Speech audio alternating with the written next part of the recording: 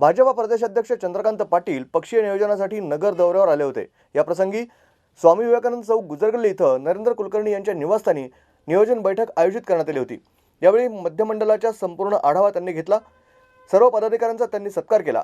याविषयीची माहिती नरेंद्र कुलकर्णी यांनी दिली आहे। भारतीय जनता पार्टीचे प्रदेशाध्यक्ष माननीय चंद्रकांतदादा पाटील आज इथं मध्यमची स्वामी विवेकानंद चौक गुजरगल्ली इथं आज आपण इथं बैठक आयोजित केली होती। पक्षीय नियोजनाच्या संदर्भात दादांचा हा दौरा आहे। तर मध्यमंडळ जे आहे की नगर शहरामध्ये भारतीय जनता पार्टीत जवळपास सगळे पदाधिकारी प्रमुख पदाधिकारी मध्यमंडळात राहतात।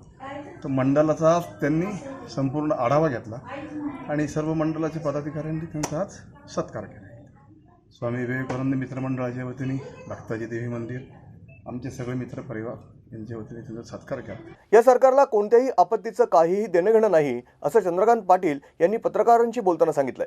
यावेळी भाजपाचे जिल्हाध्यक्ष महेंद्र गंधे, नरेंद्र कुलकर्णी, सुवेंद्र गांधी, संजय ढोणे, अजय चितळे नाईक आणि मध्यमंडळ भाजपाचे इतर पदाधिकारी उपस्थित होते। या सरकारला कोविड असू देत, मराठा आरक्षण असू देत, ओबीसी आरक्षण असू देत, पूर असू देत, कशाचंही गांभीर्य नाही।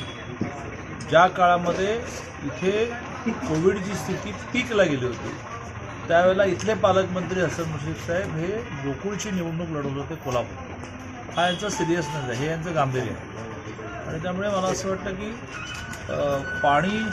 पाऊस न थांबत असल्यामुळे सारखं वाढत चाललं आहे। कोल्हापूर शहरात पाणी आलं आहे। 2 वर्षापूर्वीची पूरस्थिती आली आहे। 2 वर्षापूर्वी ज्यावेळेला पूर होता त्यावेळेला देवेंद्र आणि मी प्रत्यक्ष फील्डमध्ये असूनही हेच जयंतराव पाटील कुठे गेले पाटील असा प्रश्न विचारत होता। तर त्याचे अण्णव पाटील म्हणजे कुठे गेले पाटील।